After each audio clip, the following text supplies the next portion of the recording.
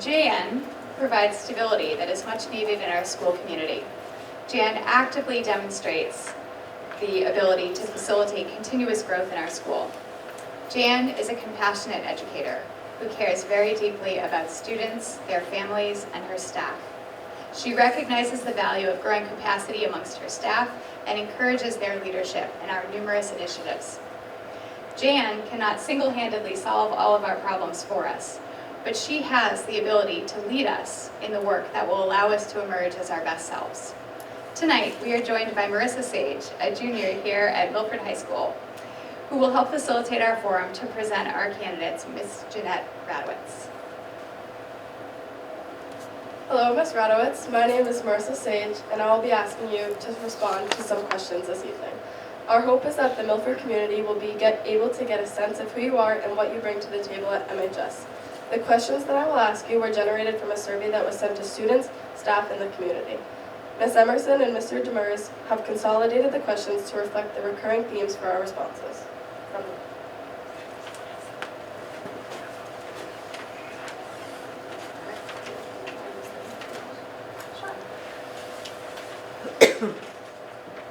Ms. Radowicz, you have only been working at MHS for 9 months. For those who have not had the opportunity to meet you yet, tell us a little about yourself, both personally, professionally, as well as what you brought to Milford.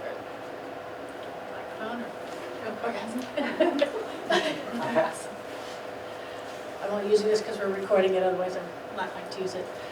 About myself, I had not planned on going into education when I graduated high school. I went into Ohio State, as you saw up there, and studied genetics. I was going to do genetic research. I did cloning and splicing my senior year in college. Loved doing that, but I didn't like the repetitive lab work. So I joined the Air Force instead, and I controlled airplanes. I was an air weapons director, but I was also a mobility officer, training officer, evaluation officer, and my last unit in was Air Base Japan. I was the director of operations for the unit.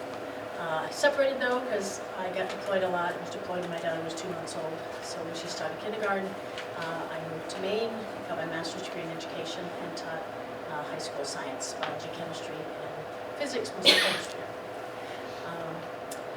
I also, when I was at Falmouth, I became department head, and I was in charge of our curriculum instruction and assessment committee for the district. And I found that I missed some of that big picture work that I did when I was director of operations. So I got certified as assistant principal. I was assistant principal for 5 years in Oxford Hills in Maine.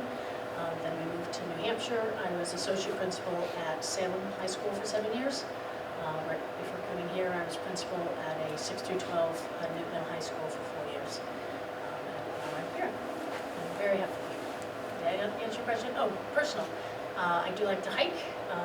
My husband got me into whitewater paddling. He's tried to get me into rock climbing. I don't like that as much. We like to be outside as much as possible.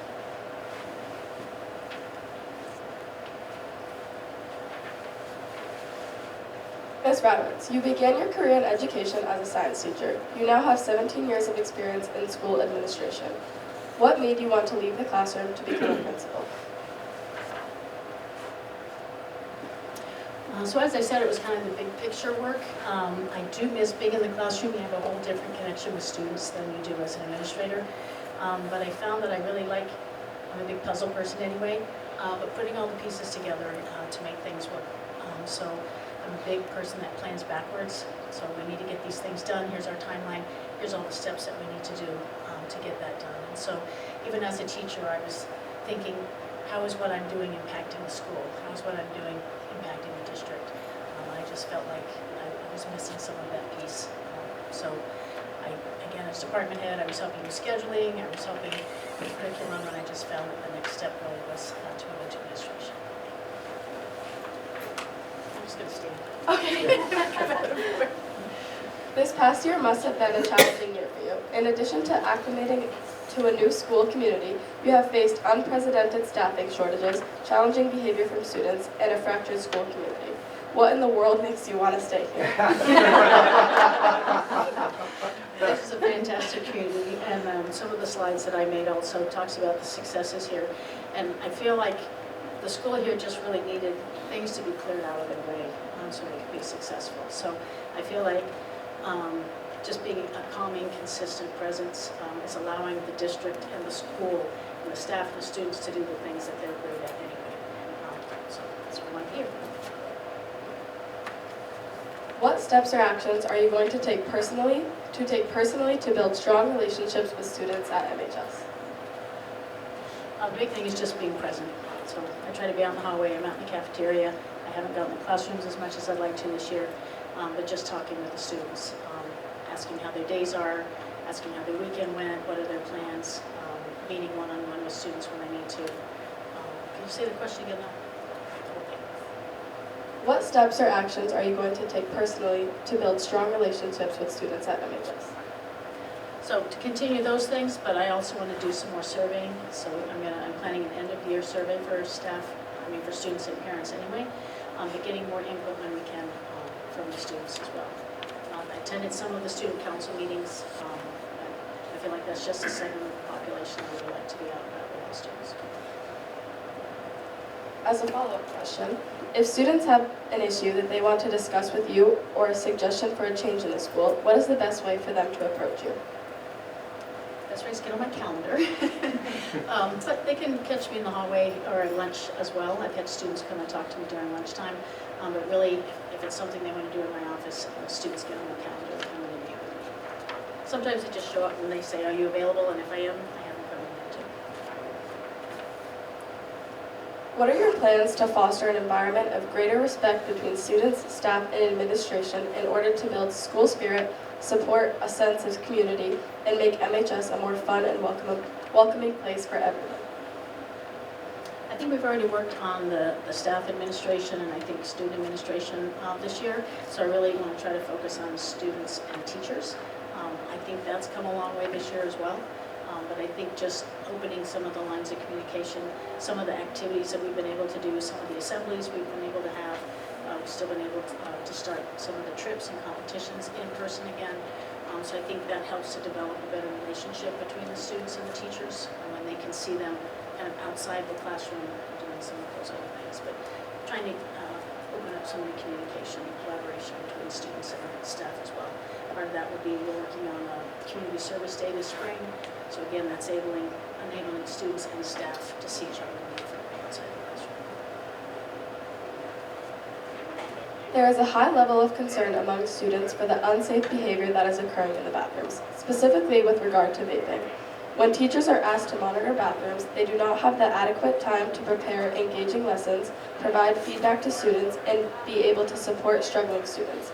How will you address this issue so that students feel safe using the bathrooms again, and teachers can remain focused on their students and lessons?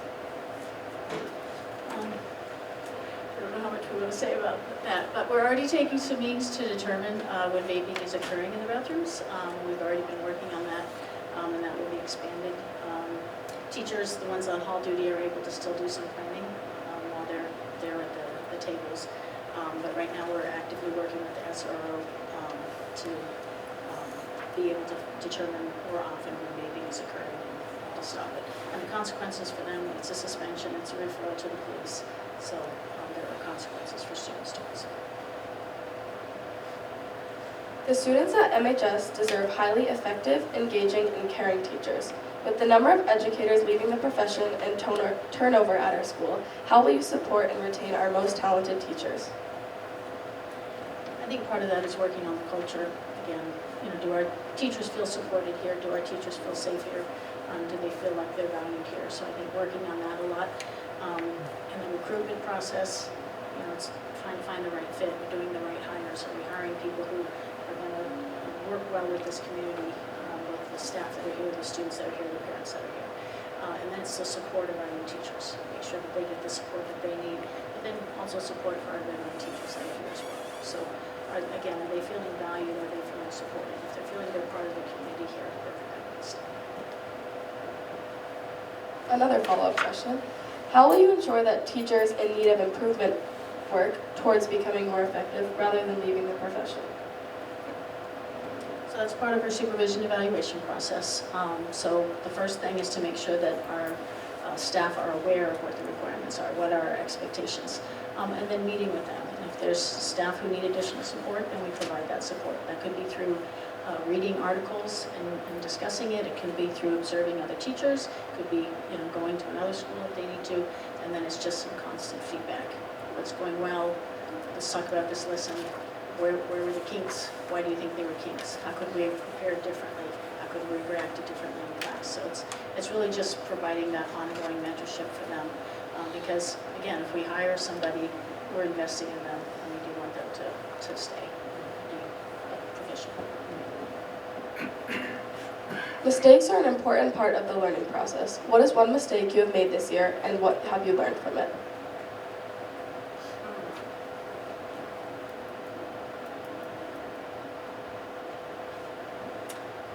Trying to do too many things at the same time, I guess.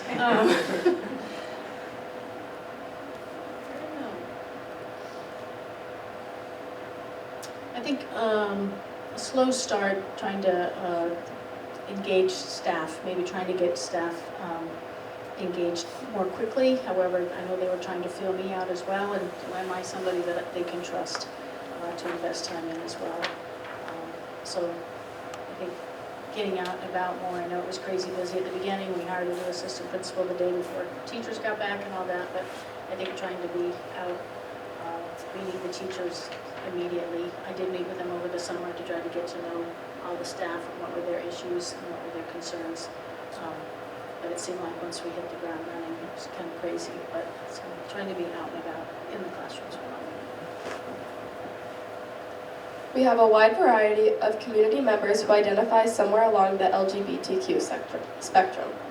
How can you help foster a more tolerant and diverse school community? Well, part of that is in another week, we're going to be having Pride Week. So part of that is being supportive of students. Whenever we get reports of anybody being inappropriate, we immediately deal with that. We have found that students that come to us do feel like in the past nothing has been done, but now they do feel like they're supported, that we are listening, that we are taking actions to try to make it a safe place for everybody. But yes, next week we'll be having Pride Week as well. And it's Pride for everybody, no matter what they identify as, what their political party is, or any of that. It's support for everybody across the whole school. As you anticipate hiring a new director of the CTE program, what qualities will you be looking at for your ideal candidate to share in your vision for the program? Well, for the CTE program, we're hoping that it's somebody that has some experience within the CTE career, so that they've either worked in business or that they were a CTE teacher. But then also that they are seeing the same thing we are, that they're wanting to be inclusive, that they're wanting to be encouraging of all staff. We do have some new staff within our CTE department, so how are they with mentoring? How are they with support? How are they with visioning when they're doing the budget and they're going to talk to the community about this is what we need in our program. When they're using the Perkins grant, where is it in our programs that we're going to need some additional support, maybe some additional equipment? What are some new programs that we need to bring into our school? What is the labor market showing in the area that we might need to develop new programs to continue to support that?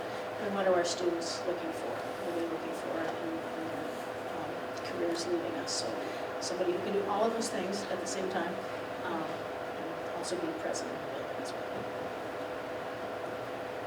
Having been in education for so many years, you have seen a variety of different scheduling models.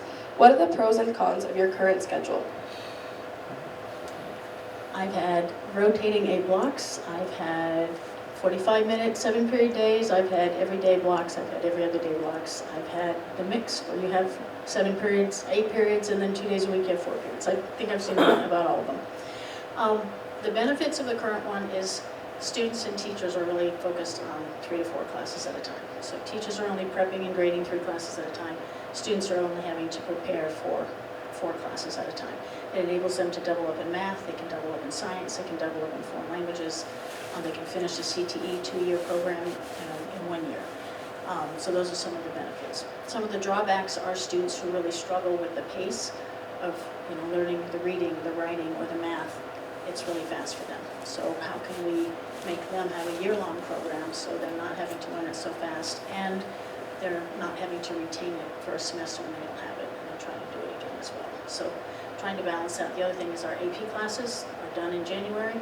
They don't take the test till May. How do we help support our AP students so that they're still truly ready for the test? So there's benefits in that. You're only having to focus on 4 classes at a time. The drawbacks are you're having to retain that knowledge while you're taking class. As a follow-up, if you could build the perfect schedule for MHS, what would it look like? I found there's no perfect schedule. So, as we said, there's pluses and minuses for everything. For me, it's a little bit of a hybrid. We have a scheduling committee that's working right now on what worked well with some of the things we did this year, what did we struggle with some of the things we're doing this year, and how can we continue the things that are working and not throw out the good things that are working. So I think trying to do a kind of a hybrid where we're keeping the everyday block for the classes at work. We're doing the every other day block for the courses that need that additional support for dealing with the book. Finally, for a funny question, MHS students need to know, if you were a rapper, what would your rapper name be? J. Ratty, The Real Jan, Ol' Radowicz?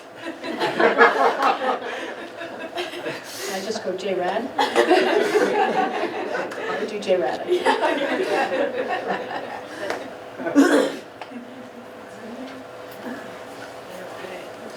do mine? Yes. Yeah. I'm just going to freeze the screen here. Let me go ahead and do that. I'll take this microphone from you.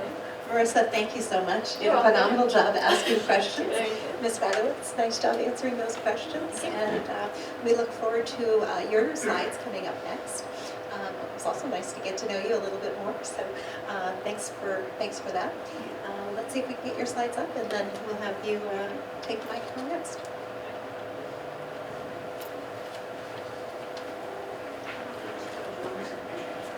Close it. Let's find out if it just-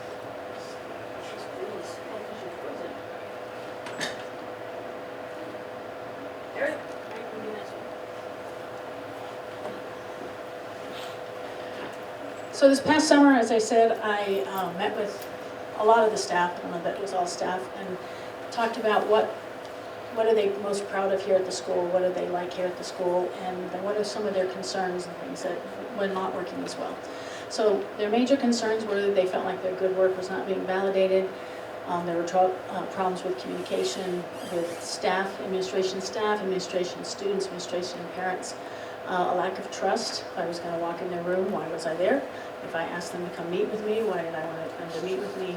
You know, a lack of trust there. And then some loss of culture and loss of collegiality. Some of that was the staff turnover, and some of that, again, was COVID. They weren't allowed to eat lunch together anymore. People were working from home, so they had lost touch with some of their peers. My goals this year were to be transparent in both my actions and decisions. So if I was doing something, what was I doing and why was I doing it that way?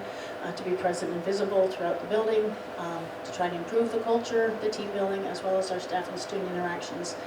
Communicate, can never do it enough. I do weekly Spartan Spark notes for the staff, where it's everything that's coming up this week. So any events, any meetings, any fundraising, athletics, and their duties. And then trying to send out parent emails. So that one I feel like I slipped. I was trying to do monthly emails to parents, and it seemed like the only emails they got from me all the time were COVID. So sometimes I was sending others, but a lot of that. And then limit the amount of change. We weren't going to stop moving, we weren't going to move backwards, but we could move forward at a rational pace. So our successes, the big things I felt that worked well this year is even with COVID protocols, we were able to restart a lot of things that we weren't able to do before. So kids were able to go on trips, they were able to go in person. We were able to have an assembly for the first time again in November, and having the students in the stands cheering and applauding was great to see them so excited. We had fundraising. There was a 3-on-3 tournament in November. Our theater class was able to perform in person. We had band concerts in person. We had Honor Society inductions, both National Honor Society and the Tri-M Honor Society were done in person. Student Council was able to run a Spirit Week again. We had a pep rally, and the nice thing about that, it was 57 degrees in December, and we had it outside. So our task block, so we had a committee work together to develop and organize the task block, and we were able to roll it out at the end of December and start it full-time successfully in January, which just seemed to really benefit a lot of our students. We the People had their competition in person and got first place. We're going to nationals. Destination Imagination did their competition in person, 2 teams. One of them is going on to nationals. FBLA competition, we had 8 students place in the top 3, and we had 4 get first place. And our Model UN conference was able to be in person as well, work as ambassadors through 40 hours of simulated work on different issues. Student staff boards, it ended up being 3 slides.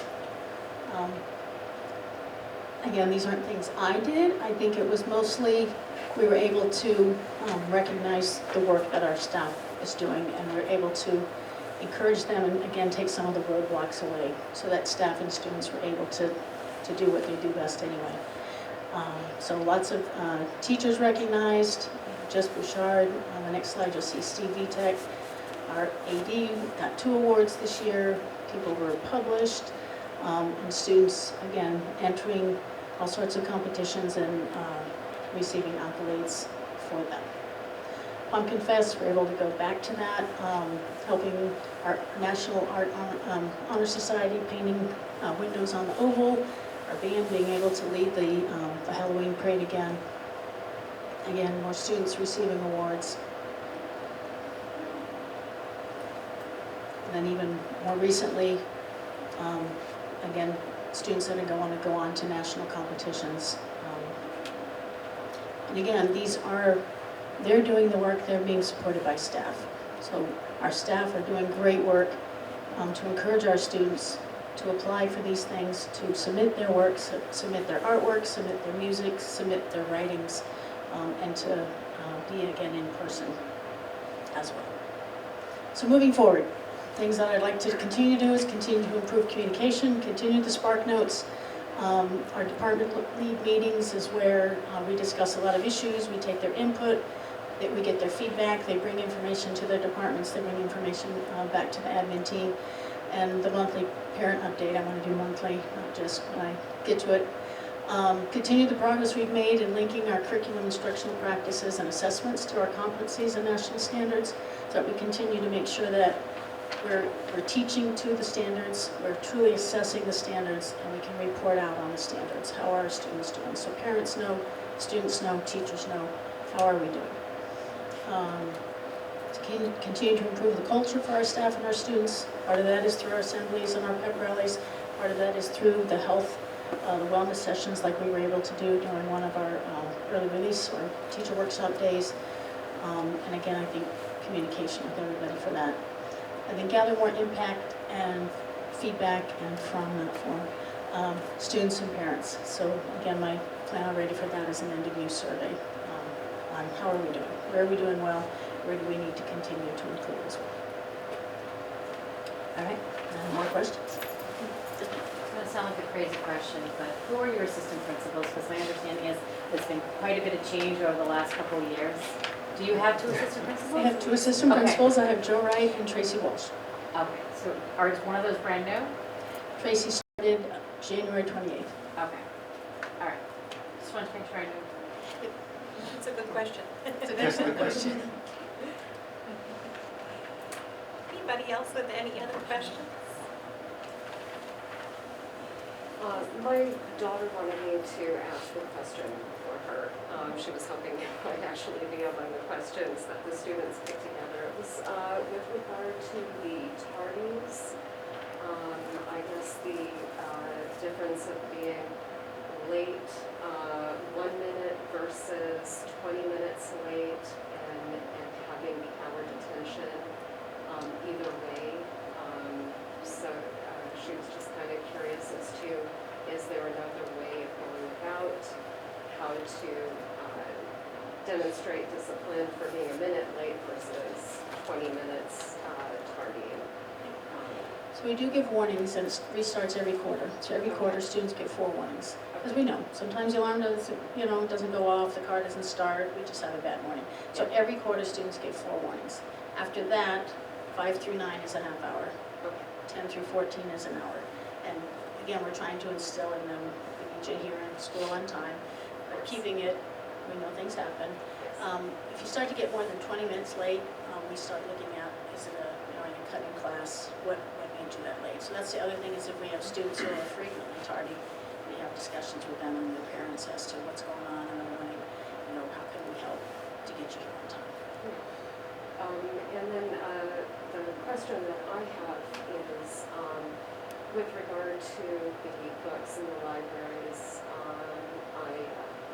I hear a lot about other schools, other districts, and other states that schools are kind of having books taken off the shelves, and I'm just wondering if our library for our students is protected, if the teachers are protected in their ability to conduct the class the way they'd like to.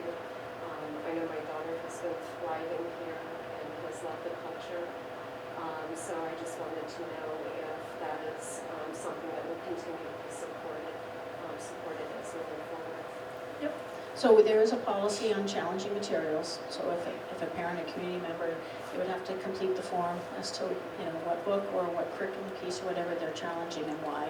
Then we'd get a committee together, and the committee would review it as to whether we thought it was valid or not. We would make our decision. I would let the parent or community member know if they didn't like my decision. The next step would be to Ms. Mishu. She would do the same thing. She would give her feedback. If they weren't happy with her decision, they would go to the school. So that's the process to be followed. But absolutely, we do feel like we need to support the students here, support our library, support our teachers as well. Yes, sir. Maybe more of a comment, but I wanted to thank you for spearheading and managing the whole process with TASK. I think maybe, like a lot of teachers, I might have been skeptical, like, oh no, is this another advisory or something? But I have to say, it's been, to my thinking, a phenomenal success. I just think that it has provided students with so much opportunity to get caught up. As a teacher, it's just a great resource to get kids in there. I think it was put together in an incredibly organized and methodical fashion, so I really appreciate all the work you did in that committee. And I'm hoping you feel the same way, because I'd love to see it stay. I absolutely want it to stay. And again, I'm not going to take all the credit for it. I want to give, because she was on the committee, but the task committee did a great job of researching what's worked in other schools, what's the best way to implement it here, training the staff, getting information out to the staff, and then getting it started, piloting it, and getting it to run. So. Great team effort. Yeah. Absolutely. I second that emotion. Yeah, no, thank you for supporting that. Absolutely. Really good change. Yes, ma'am. So what are the plans? I have an 8th grader coming over from the middle school, and obviously, like I'm worried about every little thing. I'm just wondering, what are the plans to kind of get them acclimated, feeling comfortable, where this year has been, from my understanding from what I heard, there's been a lot of crazy, chaotic things going on over there. What is going to be done to kind of acclimate all these 8th graders that are coming over to the high school so they feel comfortable, and they can kind of blend in and all that sort of thing? So they already came over for a day that they toured the CTE centers with our CTE ambassadors, which I think helped in getting to meet some people. There is the very first day of school is for freshmen only. So they come in, they have student council members and teachers. Like teachers are assigned 3 students, so we go through their schedule, we give them a tour of the building, we help them walk through their schedule, where they're going to be. They do a dry run of their schedule, getting to meet their teachers. And again, that first day is just them. They get to learn library procedures, they get to learn cafeteria procedures, they get to learn all the procedures we have with just them here in the building. And then the next day, of course, everybody's here, but it's the same thing. In their task group, we've talked about having upper class mentors to join the task groups. It's one of the things the committee's been working on is, in the future, can we kind of pair our underclassmen up with an upperclassman.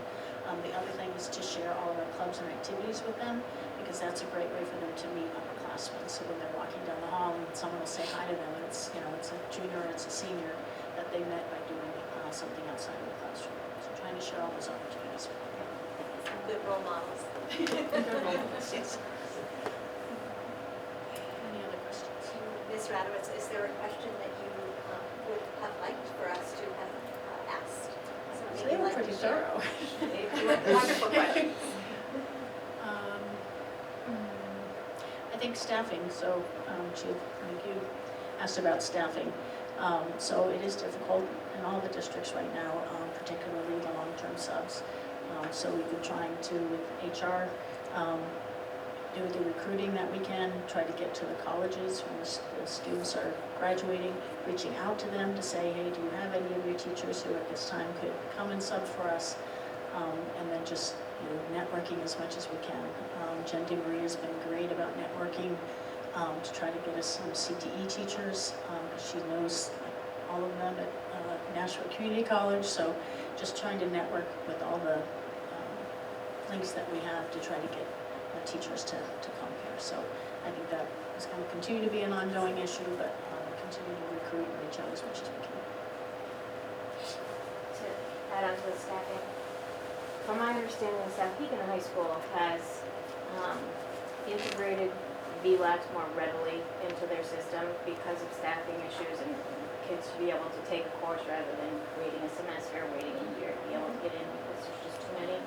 Is it something we're looking at to give that opportunity instead of you have to wait till next semester, you have to wait till next year till we can get you in, that they can opt if they, and it's not for everyone, I know VLUX is not for everyone, but for the students that want to, is it going to be more available than it has been in the past? Yep, and we currently do have students taking like one VLEX class. They're here in the library, so they actually have the time built into their school day that they can work on that course. So there are students taking VLEX classes in addition to their in-person classes.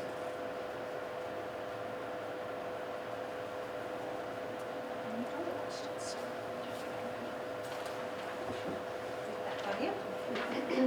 I think you heard this evening so many wonderful examples of Ms. Radowicz's contributions to the Milford High School and to the Milford community. And for that, we have been extremely grateful for her leadership this year.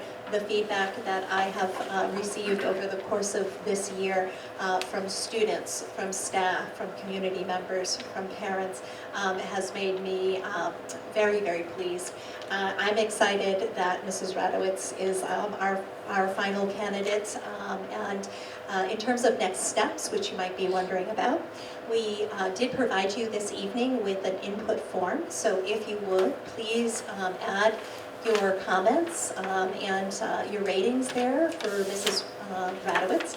We'll be reviewing your input forms, and we do have an upcoming school board meeting next Monday night on April 18th, where I hope to bring forward Mrs. Radowicz's nomination for the principal position. Should all go well between now and then. That is my hope. So please take a few minutes to fill out that form. We'll be reviewing those comments.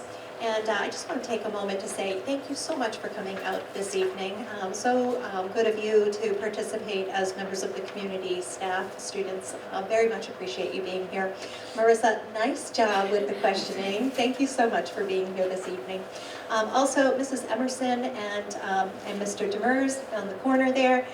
Thank you for co-chairing the search committee. Also, the guidance from our HR director, Mr. Clayman. Thank you so very much. The entire search committee, and no matter what position we are looking for, our search committees, they dedicate multiple evenings in reviewing applications and preparing for interviews and so on and so forth. And so very appreciative of our dedicated and talented staff here in the Milford School District. Again, thank you so much for being here, Mrs. Radowicz. So good to learn more about you, and thank you so much for your hard work over the course of this year and for being with us this evening. Thank you. Good night, everybody. And please take